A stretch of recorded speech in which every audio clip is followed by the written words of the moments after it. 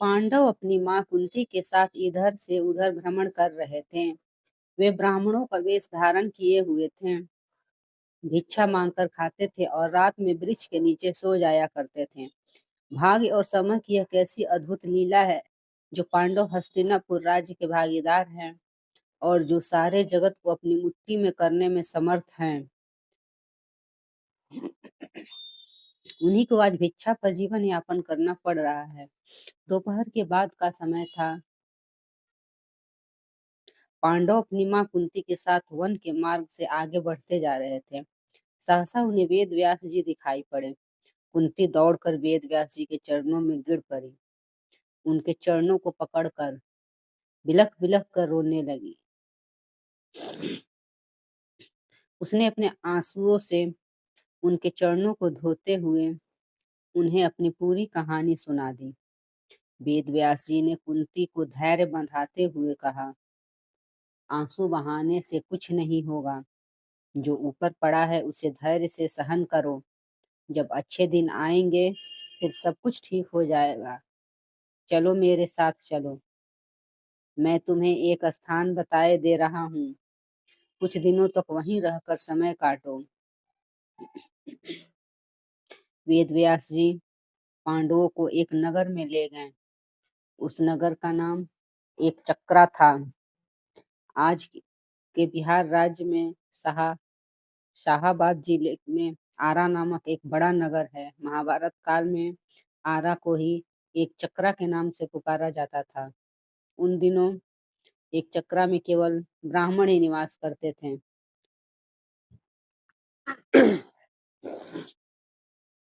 वेदव्यास जी पांडवों को एक चक्रा में पहुंचाकर चले गए।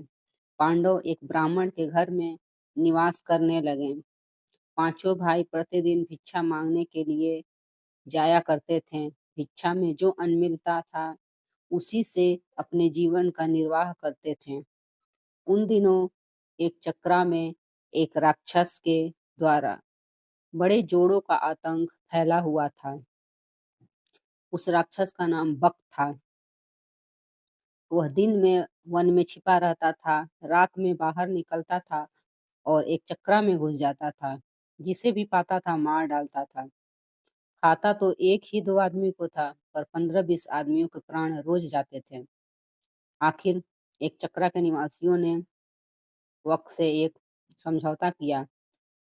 प्रतिदिन नगर का एक आदमी अपने आप ही बक के पास पहुंच जाया करेगा और बक उसे मारकर खा लिया करेगा। एक ही आदमी की जान जाएगी। व्यर्थ में मारे जाने वाले लोग बच जाया करेंगे। बक ने भी इस समझौते को स्वीकार कर लिया। उसे जब बैठे बिठाए ही भोजन मिल जाता था तो वह समझौते को स्वीकार ना करता तो क्या करता। उसने समझौते को स्वीकार करते हुए चेतावनी दे रखी थी कि अगर समझौते का उल्लंघन किया गया तो वह एक चक्रा को उजाड़ कर मिट्टी में मिला देगा। बस उसी दिन से क्रम क्रम से एक घर का एक आदमी बक के पास जाने लगा। बक उसे खाकर अपनी क्षुधाग्नि को शांत करने लगा। संयोग की बात, एक दिन उस ब्राह्मण के घर की बारी आ गई, जिसके घर में पांडव अपनी माँ के साथ निवास करते थे। दोपहर के पूर्व का समय था। कुंती अपने कमरे में बैठी हुई थी। उस दिन भीम किसी कारणवश भिक्षा मांगने नहीं गया था। वह भी कमरे के भीतर कुंती के पास ही मौजूद था। सहसा कुंती के कानों में किसी के रोने की आवाज आई। रोने और विलाप करने का वह स्वर उस ब्राह्मण के कमरे से आ रहा था, जिसके घर में वह ठहरी हुई थी। जब कुंती से विलाप का कारण सकरुण स्वर सुना नहीं गया तो वह ब्राह्मण के कमरे में जा पहुंची और वहां जो कुछ देखा उससे वह सन्नाटे में आ गई। ब्राह्मण के कुटुंब में कुल 3 ही प्राणी थे, ब्राह्मण, ब्राह्मणी और उसका एक युवा पुत्र। तीनों विलख विलख कर रो रहे थे। हाय हाय, अब क्या होगा? अब तो सब कुछ मिट्टी में मिलकर रहेगा। कुंती ने तीनों को रोता हुआ देखकर ब्राह्मण से पूछा, विप्रवर, आप तीनों इस प्रकार क्यों रो रहे हो? क्या मैं जान सकती हूँ कि किस दारुण कष्ट ने आप तीनों को अत्यंत दुखी बना रखा है?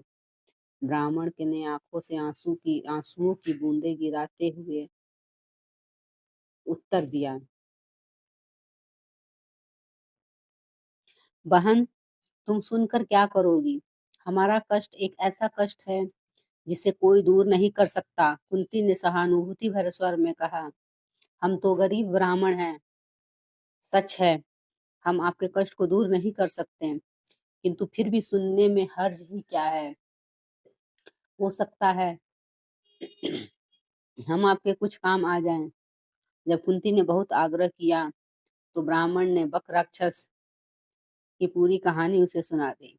कहानी सुनकर उसने सिसकते हुए कहा, बहन, हम कुल तीन ही प्राणी हैं। यदि कोई एक राक्षस के पास जाता है तो वह उसे मार कर खा जाएगा, हमारा घर बर्बाद हो जाएगा। इसलिए हम सोचते हैं कि हम तीनों ही राक्षस के पास चले जाएंगे। हम इसलिए रो रहे हैं कि आज हम तीनों के जीवन का अंत हो जाएगा। ब्राह्मण की करुण कथा सुनकर कुंती बहुत दुखी हुई। वह मन ही मन कुछ क्षणों तक सोचती रही, फिर बोली, विप्रवर, मैं एक बात करती हूँ, उसे ध्यान से सुनिए। मेरे 5 पुत्र हैं। आज मैं अपने एक पुत्र को आपके कुटुंब की ओर से राक्षस के पास भेज दूंगी। यदि राक्षस मेरे पुत्र को खा जाएगा तो भी मेरे पास 4 पुत्र शेष रहेंगे। कुंती की बात सुनकर ब्राह्मण स्तब्ध रह गया। उसने परोपकार में धन देने वालों की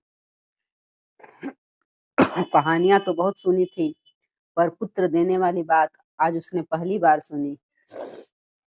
वह कुंती की ओर देखता हुआ बोला, बहन, तुम कोई स्वर्ग की देवी ज्ञात हो रही हो। मुझे इस बात पर गर्व है कि तुम्हारी जैसी देवी मेरे घर में अतिथि के रूप में है। तुम मेरे लिए पूजनीय हो।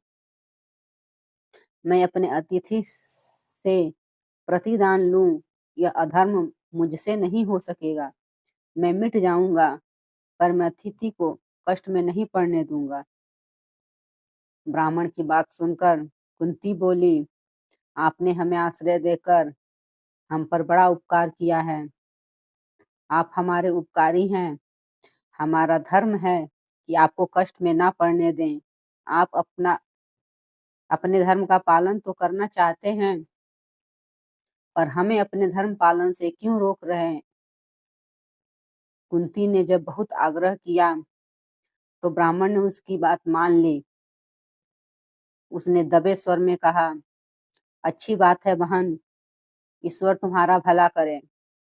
कुंती ब्राह्मण के पास से उठकर भीम के पास गई। उसने पूरी कहानी भीम को सुनाकर उससे कहा, बेटा, परोपकार से बढ़कर दूसरा कोई धर्म नहीं होता। तुम ब्राह्मण कुटुंब की ओर से बक के पास जाओ। यदि बक तुम्हें मारकर खा जाएगा तो मुझे प्रसन्नता होगी कि मेरा बेटा परोपकार की वेदी पर बलिदान हो गया।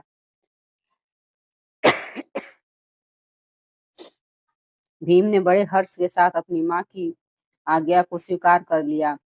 उसने कहा, माँ, तुम्हारी आज्ञा शिरोधार्य है। बक मुझे क्या मारकर खाएगा? तुम्हारे आशीर्वाद से मैं उसे मिट्टी में मिला दूंगा। संध्या का समय था। भी- भीम एक गाड़ी के ऊपर खाने पीने का सामान लाद कर उसे खींचता हुआ बक के निवास स्थान की ओर चल पड़ा। वह बक के निवास पर पहुंचकर गाड़ी पर लदे हुए खाने के सामान को स्वयं खाने लगा। बक कुपित हो उठा। वह गरजता हुआ बोला, एक तो तुम देर से आए हो और ऊपर से मेरा भोजन खा रहे हो। इतना कहकर वह भीम पर टूट पड़ा। भीम तो पहले से ही तैयार था। दोनों में मल्ल युद्ध होने लगा। दोनों की गर्जना और ताल ठोकने के शब्दों से वायुमंडल गूंज उठा। बक ने बड़ा प्रयत्न किया कि वह मल्ल युद्ध में भीम को पछाड़ दे, पर वह सफल नहीं हुआ। वह स्वयं भीम की पकड़ में आ गया। भीम ने उसे धरती पर गिराकर उसके गले को इतने जोरों से दबाया कि उसकी जीभ बाहर निकल आई। वह प्राण शून्य हो गया। भीम उसे उठाकर नगर के फाटक के पास फेंक दिया। उधर संध्या समय चारों भाई भिक्षाटन से लौटे तो कुंती ने से सब कुछ सुनकर वे बड़े दुखी हुए। उन्होंने अपनी माँ से कहा, तुमने भीम को अकेले भेजकर अच्छा नहीं किया। हम भाइयों में वही एक ऐसा है जो संकट के समय काम आता है। कुंती ने अपने पुत्रों को समझाते हुए कहा, तुम चिंता क्यों करते हो? तुम देखोगे कि मेरा भीम बक को मिट्टी में मिलाकर आएगा। फिर चारों भाई भीम का पता लगाने के लिए चल पड़े। वे अभी कुछ ही दूर गए थे कि भीम अपनी मस्ती में झूमता हुआ आता दिखाई पड़ा। चारों भाई दौड़कर भीम से लिपट गए। भीम ने उन्हें बताया कि उसने किस तरह अत्याचारी बक को नर्क में पहुंचा दिया। भीम ने घर पहुंचकर अपनी माँ के चरण स्पर्श किए। उसने कहा, माँ, तुम्हारे आशीर्वाद से मैंने बक का संहार कर दिया। अब एक चक्रा के निवासी सदा सदा के लिए भयमुक्त हो गए। कुंती ने भीम का मुख चूमते हुए कहा, बेटा भीम, मुझे तुमसे यही आशा थी। मैंने इसीलिए तो तुम्हें बक के पास भेजा था। प्रभात होने पर एक चक्रा निवासियों ने नगर के फाटक पर बक को मृत अवस्था में पड़ा हुआ देखा। उन्हें जहां प्रसन्नता हुई वहां आश्चर्य भी हुआ। बक का वध किसने किया? क्या ब्राह्मण ने? एक चक्रा के निवासी दौड़े दौड़े ब्राह्मण के घर पहुंचने लगे। थोड़ी ही देर में ब्राह्मण के द्वार पर बहुत बड़ी भीड़ एकत्रित हो गई। ब्राह्मण के जयनाद से धरती और आकाश गूंजने लगा। ब्राह्मण ने भीड़ को शांत करते हुए कहा, भाइयों, बक का वध मैंने नहीं किया। उसका वध तो मेरे घर में ठहरी हुई ब्राह्मणी के बेटे ने किया है। एक चक्रा के निवासी इस बात को तो जान गए कि बक का वध ब्राह्मण के घर में टिकी हुई ब्राह्मणी के एक बेटे ने किया है, किंतु अधिक प्रयत्न करने पर भी वे यह नहीं जान सके कि ब्राह्मणी कौन है और उसके पांचों बेटे कौन हैं। किंतु जानने पर भी यह तो हुआ ही कि एक चक्रा निवासी ब्राह्मणी और उसके पुत्रों का बड़ा आदर करने लगे। स्वयं ब्राह्मण भी गर्व का अनुभव करने लगा कि जिस ब्राह्मणी के पुत्र के एक चक्रा के निवासियों को सदा सदा के लिए संकट मुक्त करा दिया है, वह उसके घर में अतिथि के रूप में टिकी हुई है। नमस्कार दोस्तों, अगर कहानी अच्छी लगी हो तो एक लाइक जरूर करना। धन्यवाद।